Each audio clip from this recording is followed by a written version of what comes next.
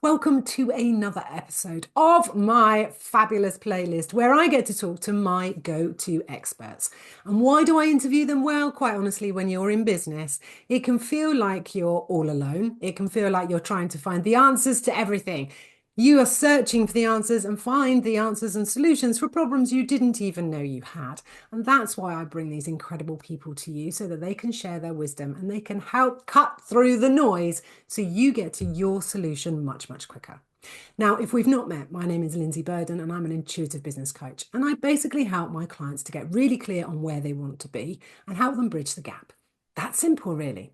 But I'm not here to talk about me. I am here today talking to Laura Sands Copywriting. Good morning. How are you?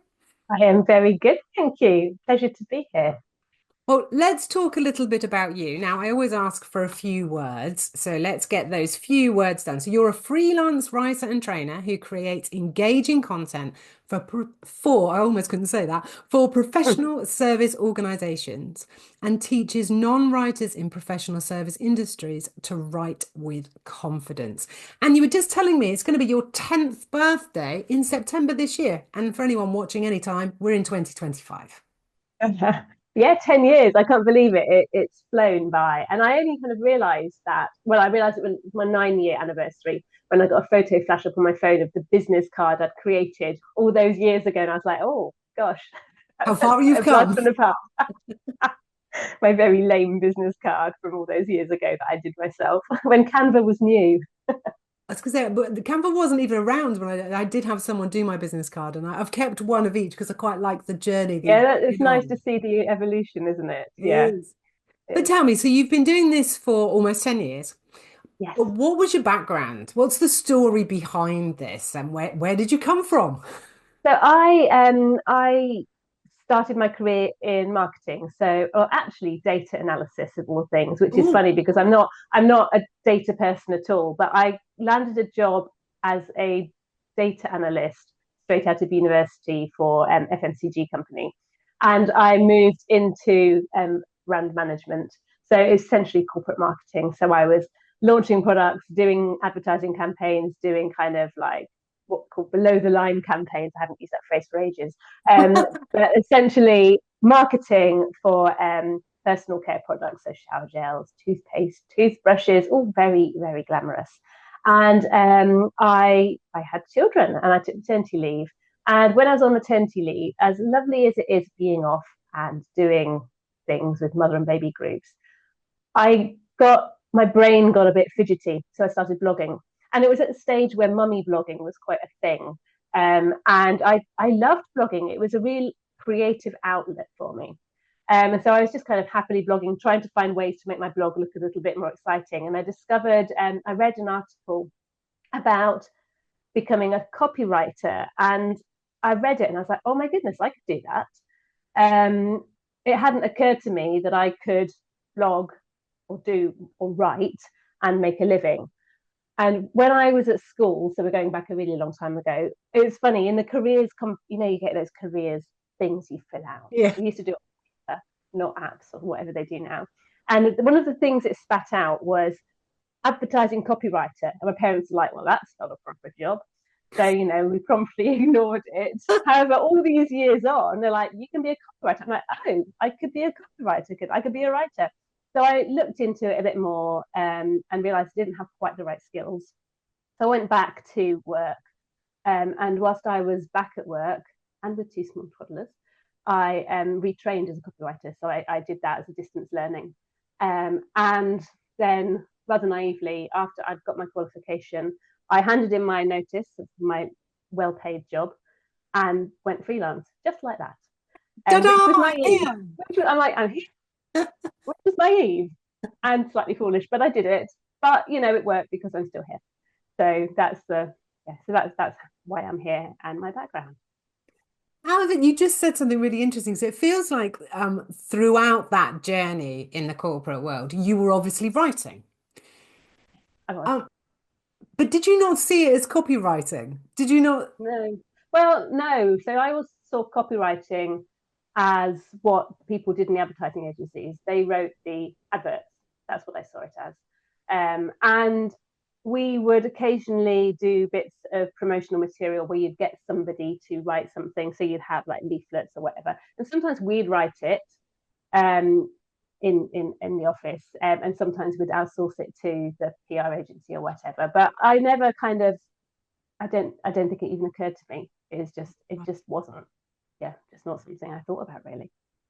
Now, you've used the word copywriter a few times. Copywriting Mm. is in your business name. Can we just explore that a bit? Because Yeah. I think copywriting is it's just writing, and it's not just writing. Can we explore that? What is copywriting? And I guess the important thing is, why is it beneficial to a business to have a copywriter by their side? Yeah. So copywriting is used often as a loose term to describe writing for businesses. But technically, and also I don't just do copywriting, I actually do more content writing. So it's going to get confusing here. But copywriting is essentially writing to inform or to persuade. You're trying to get somebody, it's essentially sales driven writing. So you're getting somebody to do something with your writing. So you're encouraging somebody to take an action. You talk about taking people to a bridge and getting them over it with copywriting. Content writing, which is what I actually do more of, is writing to build relationships and to inform and to engage. So that's things like your blogs, like your case studies, that kind of thing. But then often they will intertwine. So you'll have a case study, which then moves into copywriting because you're trying to get somebody to do something as a result of reading that. So that's where you get that copywriting. But then there's also things like copy editing, Yeah. and that is essentially tidying up. So that's polishing, kind of making things flow more easily. So I do a lot of that as well, but that's not my strength.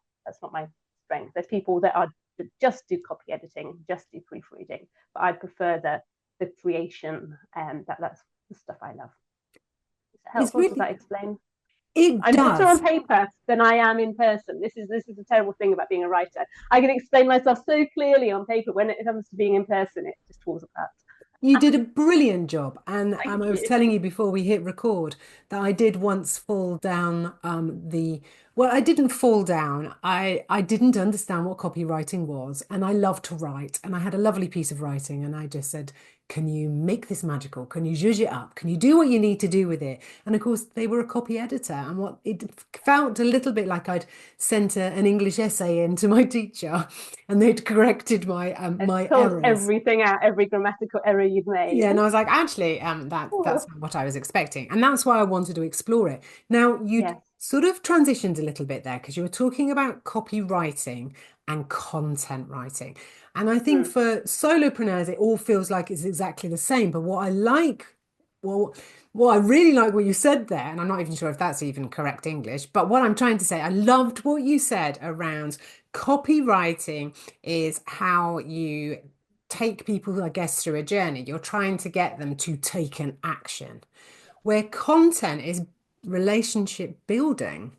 And I Mm-hmm. hadn't thought about it before like that. So I love that you've set that out really clearly. And it sounds a bit to me like when you're a solopreneur, that is going to be very intertwined by nature. Yeah, absolutely, it is. Yeah, yeah, exactly. You need the content to build the relationship, but equally you need the copywriting to kind of get people to click sign up or to click buy or to Yeah. make that call. So they work very closely together. Yeah. Do you think this isn't a question on any note? It's just one that's come up. Do you think You that's know, where okay. people get confused if they're doing? And let's face it, there will be lots of solopreneurs out there who, won't be able to afford a copywriter yet. Um, so do you think that's where some of the confusion comes for those that are doing it themselves, that DIY, that they're not clear on what they want their copy to do? I think it's as with so many things, you have to be clear on what you want, what your objective is. So with everything that you're writing, it's like, what do I want my reader to do as a result of reading this? That's terrible English. But what do I want them to do next? Yeah. So if you've written a blog, great. But now what do you want them to do? Do you want them to read another blog? Do you want them to learn more about you? Do you want them to book a call? What is the purpose of that blog? So even if it's just you've written something which explains I don't know, let's say you're a florist and it explains the difference between different flowers. What do you want them to do now? Do you want them to go and buy some flowers? Or do you want them to read your next blog about vase shapes? I don't know. It's kind of what's the purpose? And people often forget about that. They think they just have to put things out there. I have to have blogs. I have to have a new page on my website. But why? Why? What do you want them to do? That's a really Yeah. powerful message. In fact, if you take nothing else away from here today, it is, Yeah. what do you want them to do? What is the action you Yeah. want to take in anything that you write? But that's really clear. Brilliant. Okay.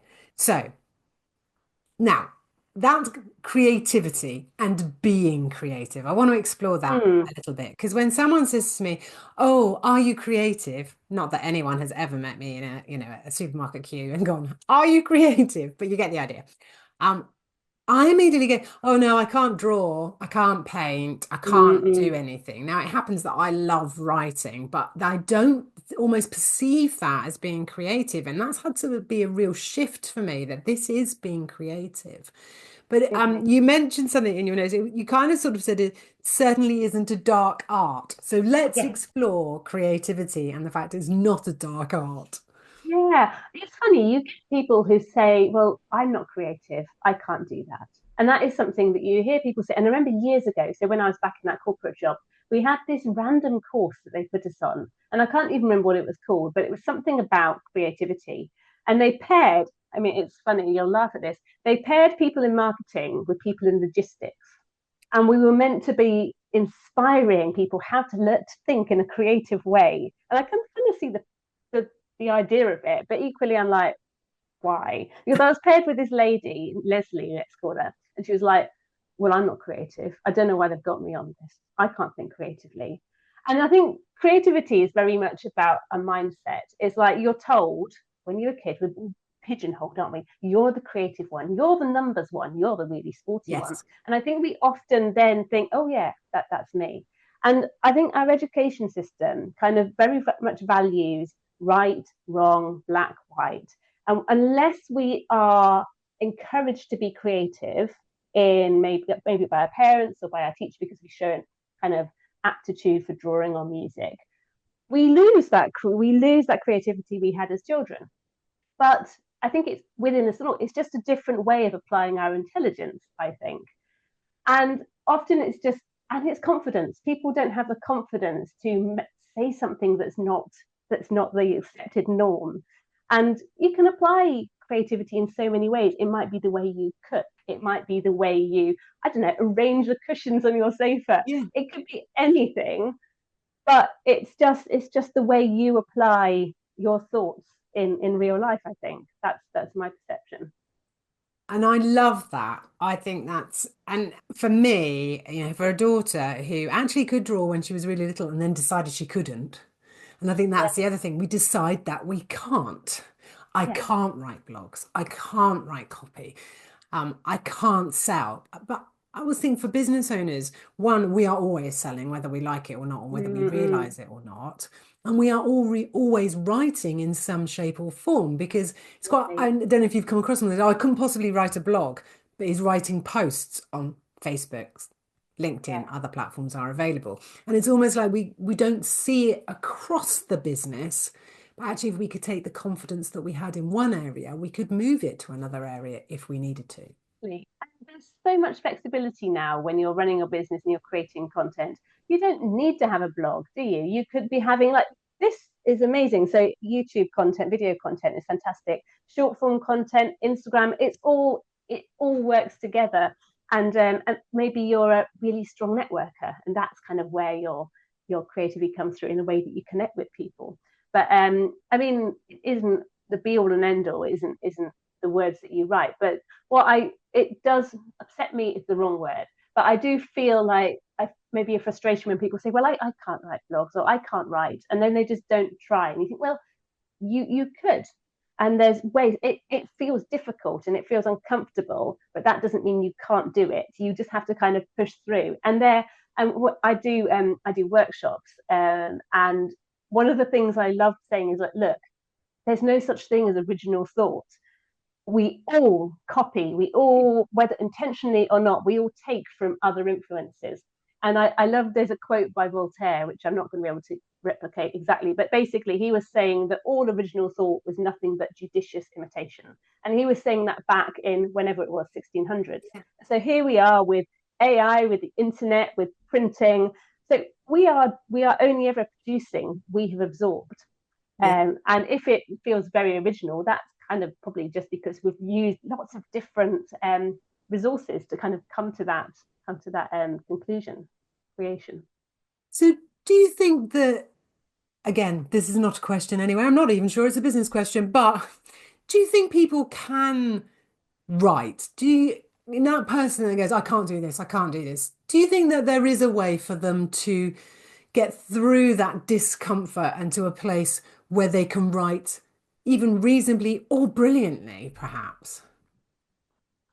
I think there is. I think the question is, do they need to? And if they do, then so if they don't need to, there's other things they can do instead. If they're amazing on video, do Yeah. video instead, and then use AI or something to transcribe it into a blog Yeah. post. If you do need to, so for instance, let's say you've been asked to write an article for such and such, you absolutely can. And one of the things I really like suggesting to do is go and have a look online and see other stuff you've seen that really grabs you. What do you really love? And then gather lots of examples and use those as a starting point or a template. So you don't have to copy it. Don't. That's not cool. But what you can do is then create, okay, so they've said that and they've kind of introduced it in this way, and these are the points they're making, and use that as a structure that you can then use for your own thoughts. And nobody's going to judge you on whether your thoughts are original. I mean, as long as they're correct, you're not fabricating them. That's the Yeah. important thing. But yeah, people get put too much pressure on judgment as well. I think in Yeah. creativity, they're afraid of other people's perceptions, which is a shame. It's quite interesting because you've been in business for nearly 10 years. And I think and we talked about business cards. Yeah, And in fact, that was before we pressed play, but we were talking about business cards. At least I think it was before we see, my can't thoughts are remember. already Yeah, jumped. Well, we were talking about business cards either at the beginning or before. And how far we've come and the evolution. And I know for a fact, and I would love people to know this because I absolutely love writing. I do a blog a week. I absolutely love it. But I've been through some times where at the very beginning, 13, 14 years ago, I was writing and it was like this sort of corporate stancy writing yeah, that I was doing. And I was like, oh, it doesn't even sound like me. Then I kind of went into this like almost completely the opposite end of like it was completely jokey and I'm not even sure it made any sense half the time. But over the years, you develop that skill to write, but you yeah. also find your voice and find how you want to turn up. But I don't think we can't find it unless you start at some point. And it's Exactly. about, and even then, as your business grows and develops, that voice might change. You might change. Absolutely, I agree. And I know I'm not alone in this, but lots of us writers will comment on you. You'll read something that you wrote years ago, and you'll look at it and you'll cringe, and you'll think, "Oh my goodness me!" And I do that all the time. And I'll have a look at some of my early blogs, and I think, "Oh my goodness, what was I thinking?" But we evolve, and our confidence changes, and that the points we want to make change, and just the context in which we're operating that has a Yeah, massive that's bearing as well. But yeah, I agree. It does develop, and it shouldn't stay static. Language is a living thing, as my old English teacher used to say. I like that. Yeah, Now, living thing. So when people get all kind of hoity-toity about, oh, they're using slang, they're doing this, they're not using, they're splitting their infinitives. It's like, yeah, whatever. That it's language. It lives. It shouldn't be static. Sorry, I interrupted you. no, I like that. And I think there's something there about when I write now, I like to think it's more conversational. I like to think that the person reading it Yeah, is going, oh, I could have a conversation with her. I am having a yeah, conversation with her. And I think that makes it easier and takes the pressure off us a little bit. Now, you have mentioned AI a couple of times. mm, And I didn't think we were going to talk about AI. One, there is a lot on LinkedIn at the moment, which is where I spend most of my goodness, it's time. everywhere. You can't Yeah. avoid it, can you? And I think there's a part of me that says, stop everybody talking about it. Oh, we can tell you're using it. It's these emojis. You've done that. You've Oh, using this. I'm like, some of the phrases, I've God, been now using those for years. Unlock the potential. I was using that 10 years ago. AI has seamless. not created that. Nothing new. So I think there is a lot around at the moment. Yes. I think we've moved past the fear that AI is going to replace us all. And I heard something Mm, recently, I can't remember which celebrity, Keanu Reeves, I think it was, said, he said, AI doesn't have emotion, it doesn't feel, so it cannot replace us, cannot replace the writing, the creativity, because it cannot yeah. feel. And that was quite powerful for me. And I was like, yeah, we're going to be okay. But where do you sit with AI as a tool, and particularly for solopreneurs who may not be able to work with a copywriter yet? And Yeah. I always say yet because I feel Yeah. that there is always a spot where you should be ready, and if it's the right thing for you, should be outsourcing things. But Mm. where are you sitting with the whole AI thing? It's a fantastic tool for boosting productivity. I use it. I don't use it so much in my client work because they are paying me as a human writer. So, I draw the line, but I use it a lot in my own business, just to speed things up because I have only one day a week where I dedicate to my work and I have to churn it out. And so I use AI to help me come up with ideas. I use it a lot for repurposing things. So, for instance, I've written loads of blogs in the past. And what I will do then is use the AI to give me suggestions about how I can use that information for newsletters, for social media posts and such like. That's a I also, genius idea. Why haven't I thought of that? you go, you're going to be churning them out now. You still have, it doesn't do it for you, but it will break it down. Well, you can, obviously, it does do it for you, but I would recommend you then kind of apply your varnish over the top because otherwise, you're going to be doing Z's instead of S's and having those hideous M dashes that everybody says are a telltale trait. But I've lost my train of thought now. But yeah, I use it for that. I also use one of the things it's really amazing for, and I love this, is note takers and then transcribing. So I use AI note takers, and then I take those notes, and then I ask, especially if I'm doing, for instance, a new website, I'll talk to my client so I can understand their tone of voice, so I can understand what's important to them, all of that. And then I will transcribe that into a document that tells me kind of what their tone of voice is, the key points, and then basically I've got a document that I can then use to check off against when I'm writing for them. And that used to take me a good couple of hours after a call, and I would have to read my handwriting. Whereas now it's there, and I'm like, this is amazing, and I can just send it back to my client and go, is this right with you? And if so, even if you're not using it for writing, I obviously do use it to help me with that. But if you're using it for having a client call and you're following up and you just want to make sure that you've captured all the important points, I think it's invaluable. And there's so many tools you can use it, so many ways you can use it. Yeah, it's Right. brilliant. I think it's really refreshing to hear from a copywriter that one, they use AI, some of the ways that you use it, but Yeah. also, that the way you talked about it then, there was no fear in your voice. And I really respect that. And I want to Mm. hear and see more of that from copywriters as opposed to they're going to replace me because I don't believe that AI can replace copywriters for the very No. reasons you talked about then. Using that note taker, it's come from a conversation, that understanding tone of voice, that understanding message, values, ethos, and all of those things. Yes. The AI can't do that for you.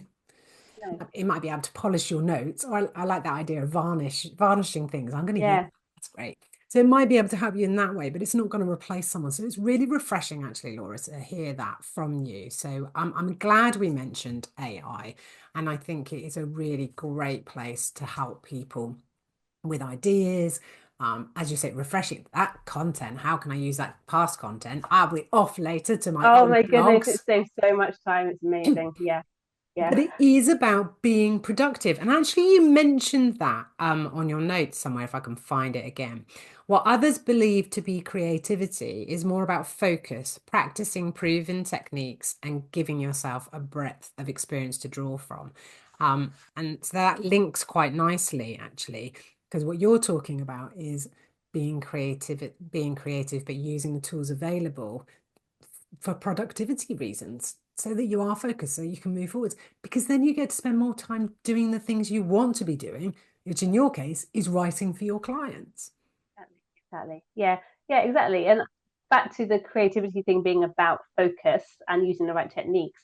It absolutely is. And I've got a book and I can't remember what it's called, but it's from a copywriter, a very successful copywriter. And he wrote this book because he said he used to sit in these client meetings in a big advertising agency, and people would ask him to be you're the creative one. You create a headline, and he'd sit there and go, oh my god, which happens to every single person. You get told, think of this, and obviously you can't. And he realized on reflecting on his working methods that he basically just had a set number of formulae that he used every time. And so basically, headlines there's basically a technique and a process that you can use to develop headlines. Thing is, it takes hours. And this is what people don't realize. People think that creativity just comes like that, but it doesn't. Creativity is a result of hard work. And often when you're writing headlines or coming up with ideas, you have to keep going and keep going and keep going. And we always say that you'll write something down, you'll be brainstorming, and your first idea, you have to ignore it because your first idea will be your worst idea. And so even though you're like, okay, I've got an idea, that's great. Don't go with that. Keep going. Do 9 more, because you will then build on that and you will come up with better ideas. So it takes a lot of time. And that's where I think people stop, because they're like, well, it shouldn't be taking this long. I'm not creative. But what they don't realize is that these people who are creative just crack on with it for a really long time. You might have explained to me why when on not Dragon's Den, when on Alan Sugar's The Apprentice, that's Oh the one. yeah.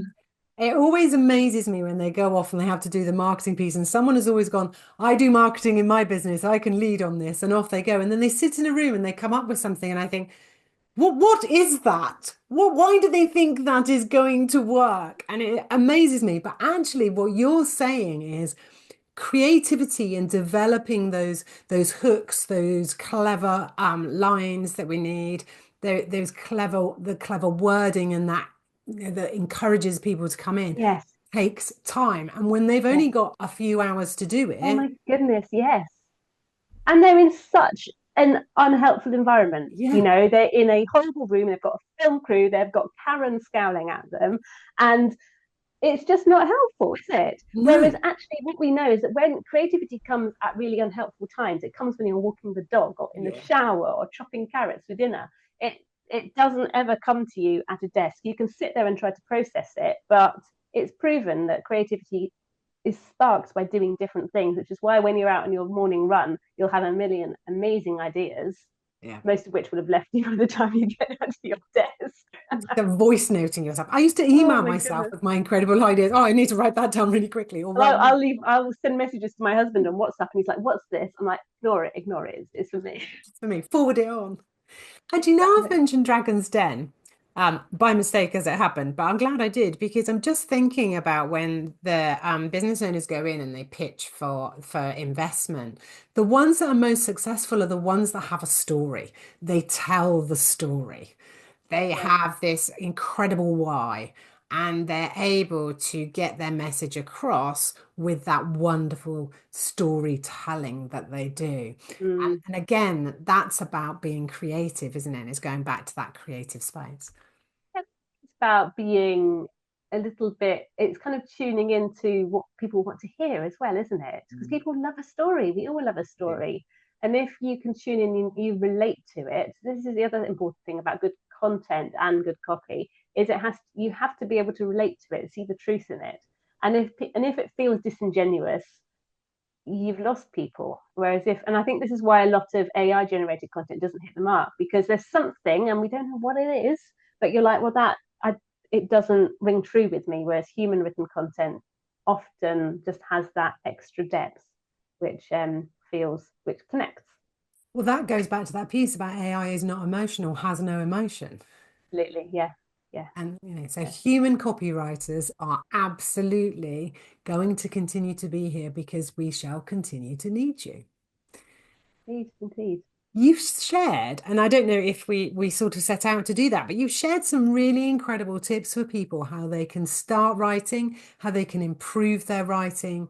Mm, I think you've almost given people permission as well to use AI, but be very wary of that lack of emotion that can appear. yeah, yeah. and also use it in a way that you're ensuring that, I think you called it the varnish, make sure that you are giving it your varnish and making sure Yes. that there is integrity for you, that it's connected to you, that emotionally you feel connected to it, so to Mhm. ensure that your audience will. So I think that that's come through really clever. We did that really without even trying, shall we say. Very But I skillful. think that's what people need. I want people, what I'd really love is for people to go, do you know what? I'm going to give a go at writing. I'm going to really think about this. I'm going to Definitely. try Yeah. something a little different. I'm going to go in the garden and think about my next LinkedIn post before I write anything. And really encouraging people to be okay with it not being great at the beginning and know that Yeah. the more you do it, the better it will feel, sound. Yeah. And the other thing I'd say is that I would very rarely write something and then it's ready. You write it, then you leave it, then you come back to it. And if you need to do it again, you leave it and you come back to it again, because often you'll write something and the first draft is just really shaky. And it's that distance, it's like going away and coming back to it with fresh eyes. You feel somehow it's you spot things and you can identify ways to improve it so much more easily. So you might write, so let's say you're writing your LinkedIn post, you might write some drafts for the following week on the Friday, and then come back to them on the Monday and go, actually, you know what, let's change that, let's change that. And then it feels so much stronger. Whereas if it comes back to that first draft is never your best. It's that revision is what makes the difference. I love Yeah, that. And that's also about saying, the first draft isn't going to be great, but that's okay. absolutely. Yeah. I have loved all of this. I have loved this It's conversation. I knew I fun. would. I loved it too. We could carry Um, on for ages. there's so much more, and there were so many more questions coming. So perhaps we'll have to do a part two. But in the meantime, if somebody needs to connect or would like to connect with you, like to learn more about you, where can they find you? So I have a website, laurasands.co.uk. And yeah, so I do writing for businesses. I also do a number of workshops. So they are super accessible, as in, like they're reasonable price. They're also very friendly, not kind of super snooty or technical in any way. So it'd be lovely to see people on those. And I'm on LinkedIn. So connect with me on LinkedIn. And I'm always hanging out there, kind of. You are, and I love your posts. Your posts always give me something to think about, or I come away with something. And there is also some storytelling in there. Was it Yeah. you that was sharing your lunch at one point? Oh, I did. Yes. Yes, I did. And That was then they got last year. yeah, and then they got really dull. It was basically soup every day, and I was like, oh, I'm gonna have to stop But that just shows you human works because I remembered it. this. Jeez, the lunch post got so many engagements. Everybody loves a picture of teas on toast. And it's bizarre, isn't it? Well, I will make sure that the links to your website and to LinkedIn are below this video so people don't have to worry and rush away and Amazing. find a pen Yeah, or anything. We'll do that. But I just want to say a massive thank you, Laura, for joining me today. I have been loads of absolutely loved it. fun. Yeah. Thank Thank you. you. Thank you for having me.